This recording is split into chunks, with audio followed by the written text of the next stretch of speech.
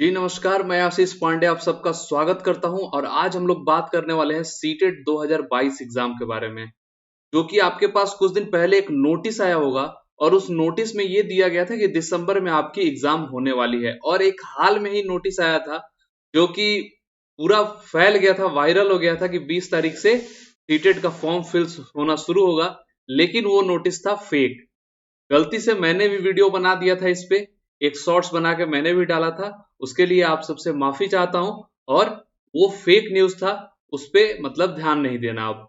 तो अब जो है बात, जैसे मैंने पहले आपको बताया था कि अगस्त के लास्ट वीक या सितंबर के फर्स्ट वीक में आ जाएगा आपका नोटिफिकेशन, और वो आना अब चाहिए, अब कुछ दिनों में आ जाएगा।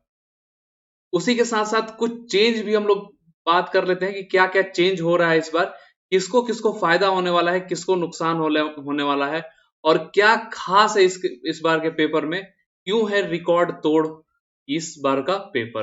तो चलिए शुरू करते हैं और सबसे पहले हम लोग यहाँ पे चर्चा करते हैं। तो चर्चा क्या करने वाले हैं हम लोग, तो सीटेट 2022 एग्जाम के बारे में, ठीक है।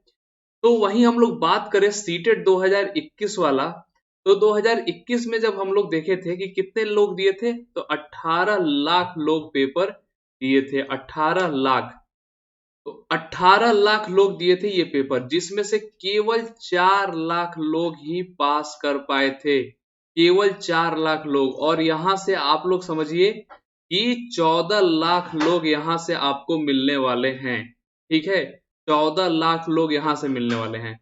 इसके साथ मैं बता दूं कि कुछ लोग ऐसे भी होते हैं जो दोबारा एग्जाम देते हैं, सेकेंड टाइम या एक्स्ट्रा अटेम्प्ट लेते हैं, ठीक है। सेकेंड टाइम देंगे या एक्स्ट्रा अटेम्प्ट लेंगे अपने मार्क्स बढ़ाने के लिए या अच्छा परफॉर्मेंस के लिए, ये सब। तो उसमें से भी कुछ बढ़ा लीजिए, तो चलिए हम मान लेते हैं 14.5 लाख लोग हो गए, ठीक है। 14.5 लाख लोग हो जा रहे हैं यहाँ पे। अब इस 14.5 लाख में कुछ लोग ऐड होंगे, नए लोग ऐड होंगे। तो पिछले साल जब 18 लाख लोग दिए, तो एक तरीके से हम लोग मान के चलते हैं कि 15-16 लाख लोग देंगे इस बार भी नए लोग। तो 15-16 लाख मिला दे तो ये कितना हो जा रहा है भाई साहब, ये हो जा रहा है 30 लाख के करीब करीब। तो 30 लाख लोग देने वाले हैं इस बार का सीटेट। ये मेरा अंदाजा है कि 30 लाख के आसपास, अगर कम भी हुए तो मुश्किल से 1-1.5 लाख कम होंगे, ज्यादा चेंज नहीं होने वाला है। तो इतने लोग देंगे सीटेट एग्जाम, जो कि रिकॉर्ड तोड़ हो सकता है ये, ठीक है। अब इसके बाद हम लोग बात करें अगर, कि पेपर जो है वो ऑनलाइन होने वाला है, यानी सीबीटी मोड में होने वाला है। अब सीबीटी मोड में 30 लाख लोगों का पेपर लेना कितना मुश्किल होगा, ये आप लोग भी समझ सकते हैं। कितने दिन चलेगा ये पेपर, ये भी सोच लीजिएगा। पिछली बार 18 लाख लोगों का हुआ तो अमूमन 26 दिन चला था पेपर, मतलब शायद 26 दिन चला था। तो 30 लाख के लिए सोच लीजिए कितना दिन चलेगा। मुझे तो लगता है कि 40 दिन आराम से, 45 दिन पार कर जाएगा, मतलब एक महीने से भी ज्यादा होने वाला है इस बार का सीटेट का पेपर, ठीक है। तो एकदम रिकॉर्ड तोड़ पेपर होने की तैयारी में रहिए आप लोग।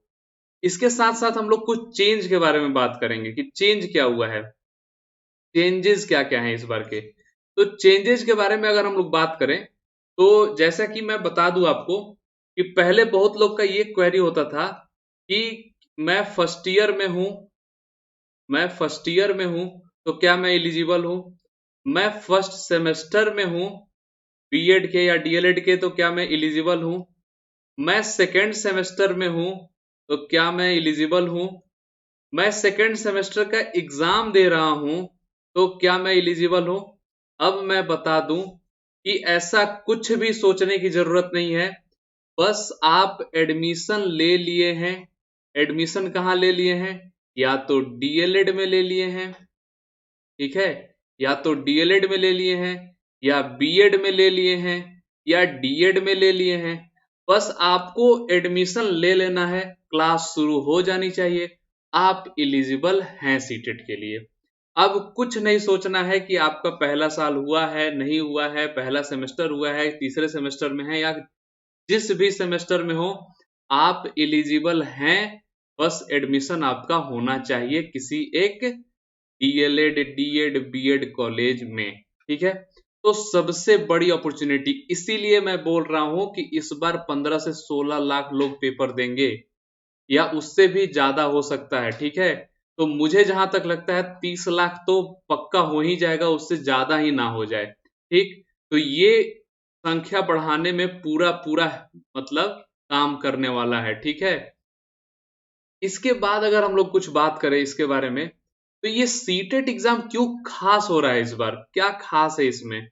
तो जैसे कि आप लोग भी जानते होंगे कि एक एजुकेशन पॉलिसी आई है, नेशनल पॉलिसी ऑन एजुकेशन 2020। उसमें ये बताया जा रहा है कि अब सब स्टेट के टेट के लिए एक ही हो जाए, सीटेट हो जाए, ऐसी बातें भी चल रही हैं। उसके अलावा कुछ स्टेट ये काम करना शुरू कर दिए हैं, जैसे बिहार।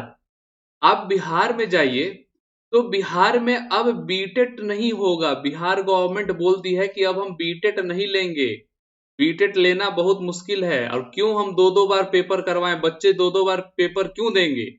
एक ही पेपर है जो कि सीटेट है। जब वो सीटेट नेशनल लेवल तक मान्य है तो हम उसी से कर लेंगे। तो सीटेट की प्रक्रिया शुरू हो गई है, सीटेट से लेने की इस बार से शुरू हो जाएगी प्रक्रिया। उसके साथ साथ आप लोग यूपी में भी देख लीजिए कि यूपी टेट अगर आप क्लियर नहीं किए हैं और सीटेट क्लियर किए हैं तो आप सुपर टेट में एलिजिबल रहते हैं, आप सुपर टेट में एलिजिबल रहते हैं। इसके अलावा और मैं बात करूं कि बहुत सारी जगह स्टेट में अब जो आपकी वैकेंसी आएगी, वैकेंसी जो आएगी उसमें जो मेरिट बनेगा, उसमें जो मेरिट बनेगा उसमें भी सीटेट के मार्क्स बहुत इंपॉर्टेंट हो जाएंगे। सीटेट के मार्क्स बहुत इंपॉर्टेंट होने वाले हैं। बिहार में आप लोग देख लीजिए, बिहार में अब 60% वेटेज दिया जाएगा सीटेट के मार्क्स को। 60% वेटेज दिया जाएगा सीटेट के मार्क्स को। तो सीटेट का मार्क्स इंपॉर्टेंट हो जा रहा है, इसलिए सीटेट इस बार का खास है। इसके साथ साथ और भी कुछ बातें हैं, जैसे बहुत लोग ऐसा है कि सीटेट नहीं देते हैं, स्टेट टेट पे इधर उधर देखते हैं। अगर आपके पास सीटेट है, अगर आपके पास सीटेट है तो आप केंद्रीय विद्यालय के लिए एलिजिबल हैं, आप डी ट्रिपल एस बी के लिए एलिजिबल हैं। दिल्ली कोई अपना टेट नहीं लेता, वो सीधे सीटेट से उठाता है और डी ट्रिपल एस बी का एग्जाम होता है। आप एनवीएस यानी नवोदय विद्यालय का एग्जाम दे सकते हैं। जैसे एईईएस निकला था इस बार, उसका एग्जाम डायरेक्ट दे सकते हैं। एक निकला था कुछ दिन पहले EMRS, Eklavya model residential school करके था, उसका दे सकते हैं। उसी के साथ अभी कुछ दिन पहले इसरो का भी आया है, उसका भी पेपर आप लोग दे सकते हैं। तो इस तरीके से आजकल सीटेट का महत्व बढ़ गया है, इसलिए है सीटेट इस बार का बहुत खास। ठीक है, तो इस बार का सीटेट इसलिए है बहुत खास, आप लोग ये चीज समझ लीजिए। और कितने लोगों के साथ आप कॉम्पिटिट करने वाले हैं ये भी ध्यान रखिएगा। कम से कम 30 लाख तो जरूर होंगे, कम से कम 30 लाख जरूर ही होंगे, मैं दावे के साथ बोल रहा हूं।